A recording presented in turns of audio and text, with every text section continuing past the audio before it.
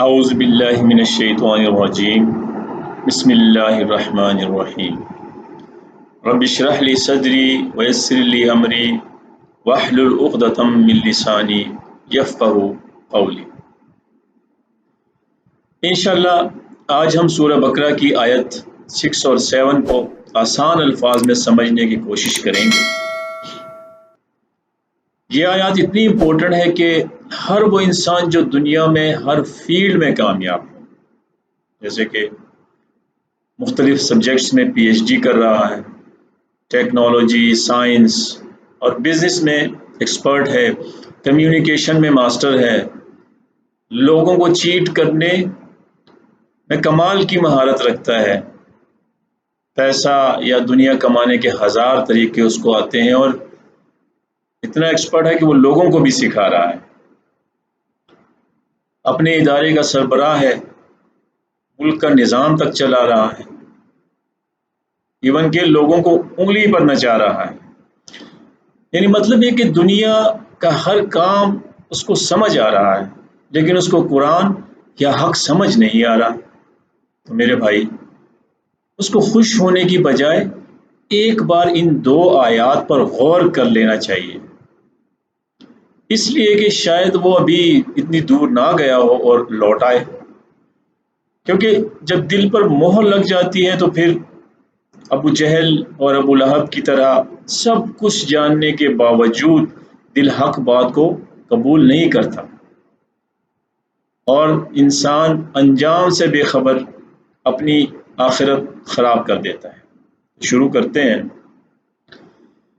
ان الذین کفروا، بے شک وہ لوگ جو کفر پر اڑے ہوئے ہیں، سواء علیہم، ان کے لیے برابر ہے، اانذرتہم ام لم تنذرہم، چاہے آپ انہیں ڈرائیں یا نہ ڈرائیں، لا یؤمنون، وہ ایمان نہیں لائیں گے۔ کیوں؟ آگے دیکھیں۔ ختم اللہ علی قلوبہم وعلی سمعہم، اللہ نے ان کے دلوں پر اور ان کے کانوں پر مہر لگا دی ہے، وعلی ابصارہم غشاوہ، اور ان کی آنکھوں پر پردہ پڑا ہوا ہے، وَلَهُمْ عَذَابٌ عَظِيمٌ، ان کے لیے بڑا عذاب ہے۔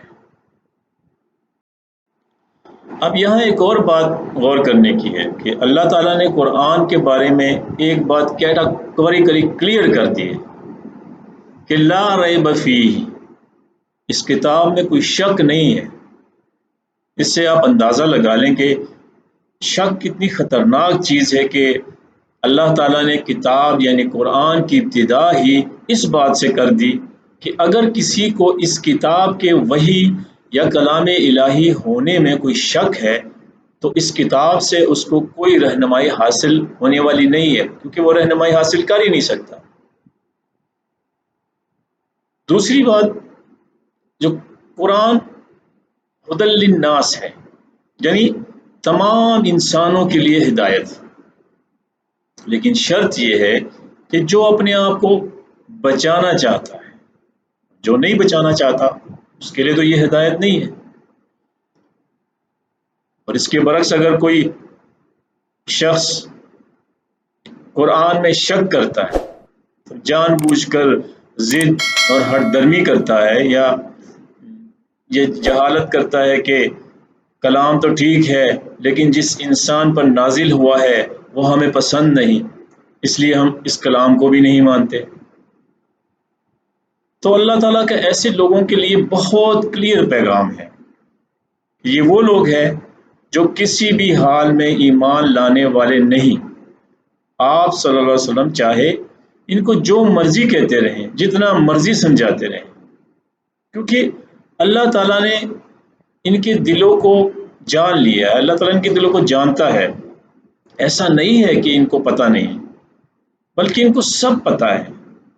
ابو جہل اور ابو لہب کو اچھی طرح پتہ تھا، پتہ چل گیا تھا کہ نبی بھی سچا ہے اور قرآن بھی اللہ کا کلام ہے، لیکن ضد، ہٹ درمی، جہالت، تکبر کی وجہ سے نہیں مانے۔ اسی طرح بنی اسرائیل یا یہود علماء کو بھی اپنی کتابوں میں ساری نشانیاں کلیئر مل گئی تھی، لیکن انہوں نے اپنی مفاد کی خاطر آنکھیں بند کر لی تھی۔ اگر آپ غور کریں تو آج بھی یہی حال ہے۔ بہت سے لوگ قرآن کو صرف اس لیے نہیں سنتے یا سمجھتے کہ پڑھانے والا ان کے مسلک کا نہیں ہوتا یا پھر ان کو پسند نہیں ہوتا۔ اگر کسی شخص کا مقصد صرف قرآن کو سمجھنا یا سمجھ کر اس سے ہدایت یا رہنمائی حاصل کرنا ہو تو اس کا فوکس صرف قرآن پہ ہوگا، اور وہ بغیر کسی شک و شبہ کے قرآن کے احکامات کو سمجھنے کی کوشش کرے گا، پھر چاہے سمجھانے والا اسے پسند ہو یا ناپسند، وہ بات پر فوکس کرے گا، بات کرنے والے پر نہیں۔ بخاری شریف کی بڑی لمبی حدیث ہے، نمبر اس کا ہے 3275۔ اس کا مفہوم یہ ہے کہ نبی اکرم صلی اللہ علیہ وآلہ وسلم نے حضرت ابو ہریرہ رضی اللہ تعالیٰ عنہ کو بیت المال کی رکھوالی پر مامور کیا تھا۔ اب رات کو ایک شخص آتا اور چوری کرتا، پکڑا جاتا تو منت سماجت کر کے اپنے آپ کو چھڑا لیتا۔ تیسری بار ابو ہریرہ رضی اللہ تعالیٰ عنہ نے پکڑا اور کہا کہ آج نہیں چھوڑوں گا، اور نبی صلی اللہ علیہ وآلہ وسلم کے سامنے پیش کروں گا۔ اس بار اس نے کہا کہ اگر آج مجھے چھوڑ دو تو قرآن کی ایک ایسی آیت بتاؤں گا کہ جو اگر رات کو کوئی پڑھے تو اللہ تعالیٰ صبح تک ایک فرشتہ اس شخص کی حفاظت پر مامور کر دیتا ہے، اور آیت الکرسی کا وظیفہ بتا دیا جو آج ہم لوگ کرتے ہیں۔ اچھا، اب ابو ہریرہ رضی اللہ تعالیٰ عنہ نے جب نبی اکرم صلی اللہ علیہ وآلہ وسلم کو یہ بات بتائی تو آپ صلی اللہ علیہ وآلہ وسلم نے کہا، ابو ہریرہ جانتے ہو وہ کون تھا؟ نے فرمایا، نہیں یا رسول اللہ صلی اللہ علیہ وسلم، وہ شیطان تھا جو انسانی شکل میں آتا تھا، اگرچہ وہ ہے جھوٹا لیکن بات سچ کر گیا۔ اب اس کا مطلب کیا ہوا؟ اس کا مطلب یہ ہوا کہ مین مقصد بات ہونا چاہیے، بات کرنے والا نہیں۔ اس کے علاوہ اللہ تعالیٰ نے انسان کو دیکھنے، سننے اور سمجھنے کی بھرپور صلاحیت دے رکھی ہے۔ اب اگر کوئی جان بوجھ کر آنکھیں بند کر دے تو کیا وہ دیکھ سکے گا یا اس کو کچھ دکھایا جا سکے گا؟ یا اگر کوئی کانوں میں انگلیاں رکھ دے تو سن سکے گا یا اس کو کچھ سنا سکے گا؟ بالکل نہیں۔ تو پھر اللہ تعالیٰ بھی کسی کا محتاج نہیں ہے۔ قرآن بالکل سٹریٹ بات کرتا ہے، اِنَّا هَدَيْنَاهُ السَّبِيلَ اِمَّا شَاكِرًا وَإِمَّا كَفُورًا۔ مرضی تمہاری ہے، ہدایت یہ ہے، شکر کرو، کفر کرو۔ اب ہم جیسے جیسے اچھی نیت کے ساتھ قرآن سمجھتے ہوئے آگے بڑھتے جائیں گے تو ہمیں سب کچھ کلیئر ہوتا جائے گا۔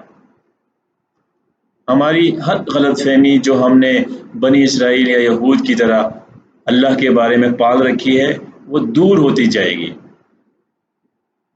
ہمیں یہ کلیئر ہوتا جائے گا کہ جنت مذہب سے نہیں بلکہ قرآن میں بتائے گئے احکامات کے مطابق زندگی گزارنے سے ملتی ہے۔